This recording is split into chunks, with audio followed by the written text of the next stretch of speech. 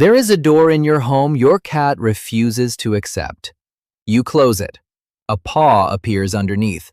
It is the smallest, most private room in the house, and somehow your cat treats your going in there as an emergency that concerns them personally. You think they are being nosy. You think they just want attention. But the real reason is far stranger, and it goes back to something wildcats were doing long before there were doors, or bathrooms, or you. Let me show you what your cat is actually doing when they follow you in there. Start with the thing everyone gets wrong.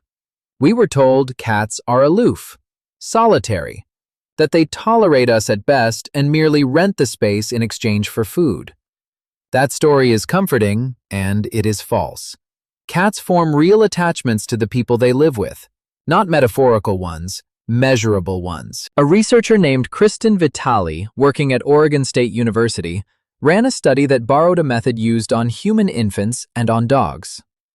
She watched how cats behaved when their owner left the room and then came back. And a clear majority of the cats showed what scientists call secure attachment. When the person returned, the cat used them as an anchor of safety, then relaxed and explored, calm again simply because their human was near. That is not a cat tolerating you. That is a cat bonded to you. So the animal following you down the hall is not indifferent, it is attached. And an attached animal wants to know where its anchor is going. Now, why the bathroom specifically? Here is the first layer, and it is almost embarrassingly simple. Think about what you become, from your cat's point of view, when you walk into that room. You slow down. You sit.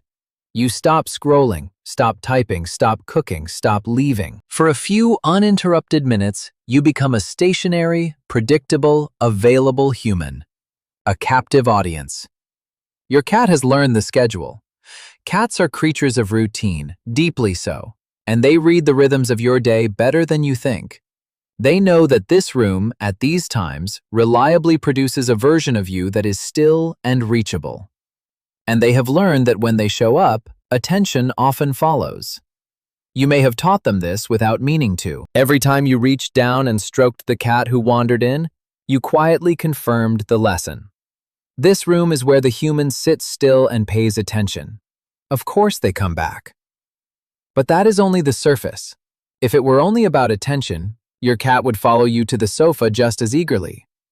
There is something about the closed door itself that turns a casual habit into an obsession. And to understand it, you have to stop thinking like a person and start thinking like a small territorial predator. To your cat, the space you share is not just a home. It is territory, mapped, patrolled, divided into safe zones and watch points and favorite corners. And in that map, there are no rooms your cat considers off-limits, because in the wild, there would be no reason for one.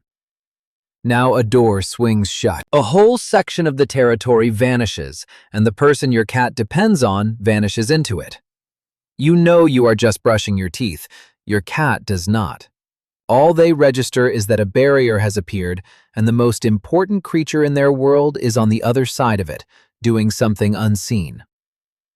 There is a behaviorist's phrase for exactly this. The natural enemy of the cat is the closed door. It is half a joke, but it points at something real.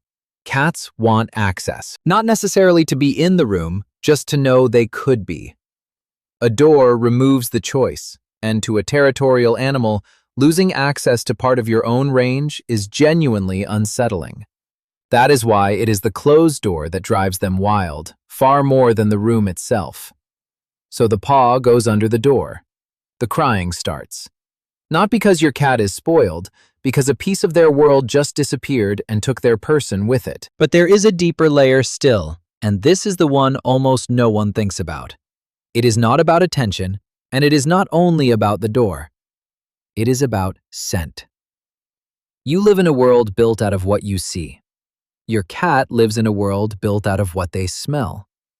Their sense of smell is far sharper than yours, and it is not a background sense for them the way it is for you. It is how they read the world. It is how they know who has been where and who belongs. And here is the part that changes how you see this whole behavior. In the wild, cats who live together do something quiet and constant. They mingle their scents. They rub against each other. They groom each other. They brush against the same surfaces until the whole group carries one shared smell. A group scent. A single signature that says, "We are the same colony. We belong together."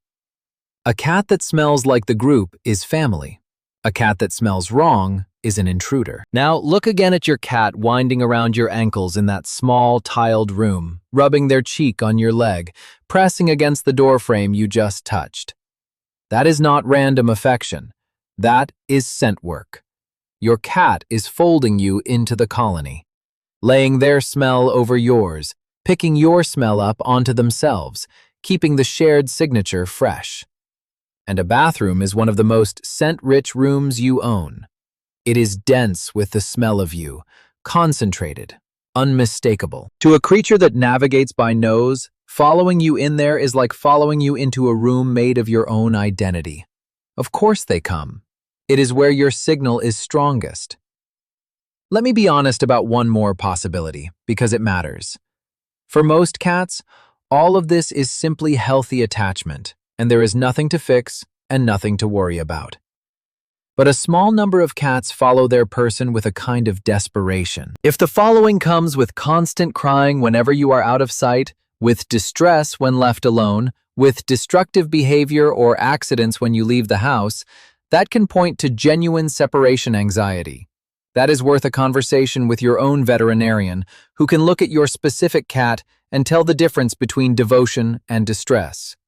When in doubt, ask them, not the internet. But for the ordinary cat, the one simply pattering after you down the hall right now, the meaning is gentler than any of the wild theories online.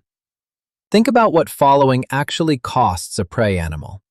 In the wild, a small cat survives by being cautious, by keeping to cover, by not committing itself to open ground beside a much larger creature. Following you into a cramped, hard-surfaced room with one exit is, instinctively, not a safe thing to do. It is exposed. It is a corner. And your cat does it anyway, willingly, every time. That is the whole thing, really. An animal wired for suspicion, built to keep its distance, has decided that the risk of being cornered near you is smaller than the discomfort of losing sight of you. They would rather be shut in a tiny room at your feet than left on the other side of a door. So the next time you close that door and a small paw slides underneath it, remember what you are looking at. Not nosiness, not neediness. A predator that chose you as its colony, its anchor, its shared scent, following you into the one room it has every instinct to avoid simply because you are in it. There is a door in your home your cat refuses to accept, and now you know it was never about the door at all.